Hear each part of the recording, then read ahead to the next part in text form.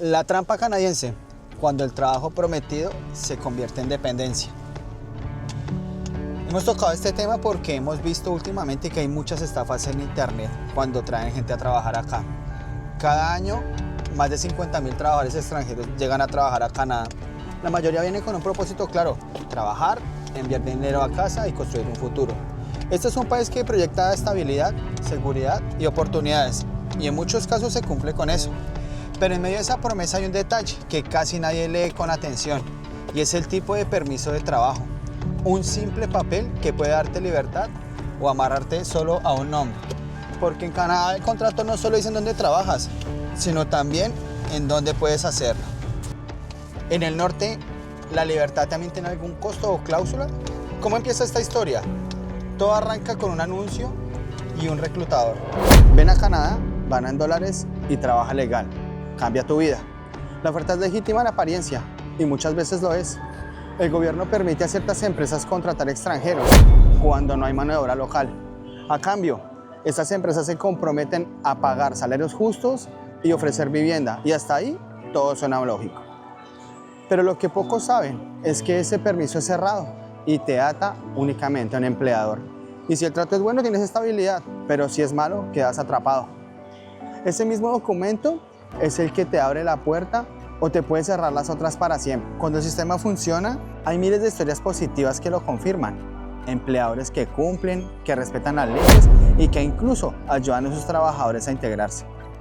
En estos lugares, el contrato temporal se convierte en una oportunidad real. Y he visto empresas que cubren el vuelo, entregan un alojamiento limpio y seguro y acompañan al trabajador desde el primer día. Y ahí el salario rinde, el ambiente es sano y la experiencia cambia vidas. Esa es la versión del sistema que sí funciona. Esa es la Canadá que todos soñamos y que todos imaginamos. Cuando el respeto está en el contrato, el trabajo se convierte en progreso. Cuando el sistema se tuerce, pero no todos llegan a esa versión, algunos descubren una muy distinta. Horas extras no pagadas, casas hacinadas, pasaportes retenidos y amenazas veladas. Sueños truncados. Y no es el país quien falla. Son los vacíos que permiten que algunos los usen para su beneficio, porque un trabajador con miedo a perder su visa es un trabajador sin voz. Y ese es el silencio que algunos construyen con su negocio. El abuso no necesita una cadena, a veces basta con un permiso de trabajo cerrado. Y hay reglas que pocos leen. El permiso cerrado nació en los años 70, pensado para cubrir trabajos temporales. El problema es que se mantuvo igual mientras que el mercado cambió. Y hoy, miles de personas viven bajo ese modelo sin poder cambiar de empleador. La ley prohíbe cobrar tarifas de reclutamiento, retener documentos y negar atención médica. Pero el problema no es la ley, es la falta de inspecciones reales. Cuando una infracción se castiga con una advertencia de más o menos $1,000, para muchos empleadores esto no es una sanción, esto es como un gasto operativo. Una ley sin supervisión termina siendo una sugerencia. Y cuando uno lo ve con sus propios ojos, uno puede decir que todo es distinto, y yo lo vi de cerca. En Sherbrooke, cuando yo trabajé en una planta de sacrificio animal, llegaron dos muchachos mexicanos, Abraham y Nacho. Ellos me contaban que en la casa en donde vivían no había televisión, solo un radio viejo, y que dormían con un ventilador oxidado, y que el calor del verano no los dejaba dormir.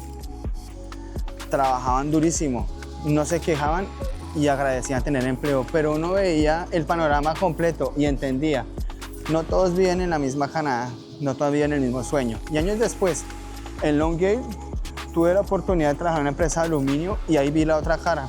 Esa compañía traía gente de Colombia y de otros países. Les pagaban el vuelo, los ayudaban con la vivienda y los trataban de manera digna, con respeto, y les enseñaban cada paso. Los escuchaban y los hacían sentir parte del equipo. Fue ahí cuando entendí que el problema no es el sistema, sino en qué manos cae. El mismo permiso de trabajo puede ser una oportunidad o una jaula para algunos. La diferencia entre el abuso y la oportunidad radica entre la persona que firma el contrato. Y ahora vamos a otro ejemplo. Dos trabajadores, dos realidades. Esa diferencia se repite por todo el país. Pedro, por ejemplo, trabaja en un invernadero en Ontario. su jefe le paga lo prometido, lo respeta y le da su descanso como debe ser. Su contrato es cerrado, sí, pero él vive con tranquilidad. En cambio, José trabaja en la misma ciudad, le pagan menos, le descuentan vivienda y lo amenazan si pide ir al médico. Ambos tienen el mismo permiso de trabajo, pero solo uno tiene la libertad de dormir tranquilo. Y el contrato es el mismo. Lo que cambia es la conciencia de quien lo firma. Y ahora vamos a vincular este tema con algo que ya tocamos en el canal, y es el racismo.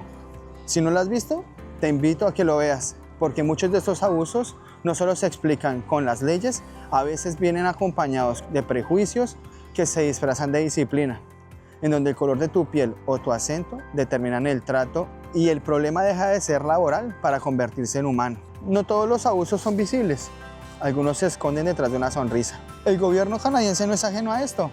En los últimos años ha impulsado herramientas como el Open Work Permit for Vulnerable Workers, que permiten cambiar de empleador si hay pruebas de abuso. También ha fortalecido los controles a los reclutadores y ha abierto líneas para denuncias en todos los idiomas.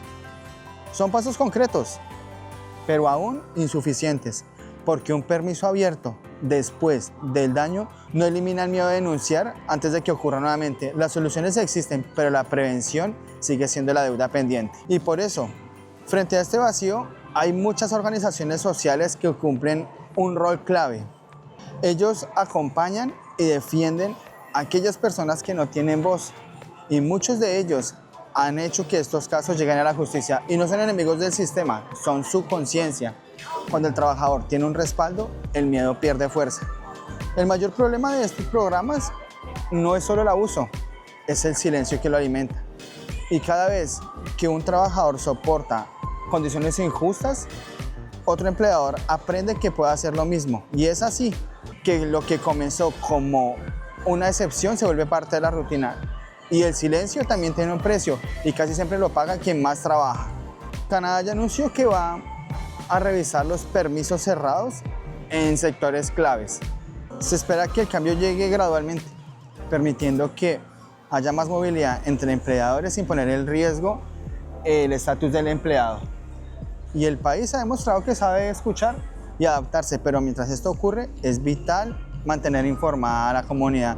Y mientras que llega la reforma, la información sigue siendo tu mejor defensa. Antes de aceptar una oferta, hay pasos que marcan la diferencia. Verificar que el reclutador esté registrado. Exigir un contrato traducido y no pagar sumas que superen los costos oficiales de visado y de biometría. Y también es importante guardar toda la evidencia, recibos, fotografías, mensajes. Son pequeñas acciones que protegen grandes derechos. Prevenir no es desconfiar, es simplemente entender cómo funciona el sistema.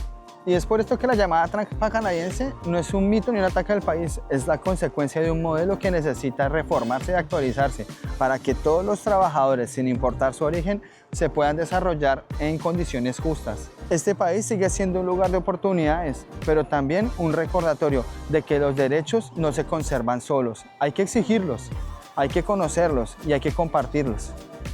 Y el sueño canadiense sí existe, pero solo cuando se construye con justicia.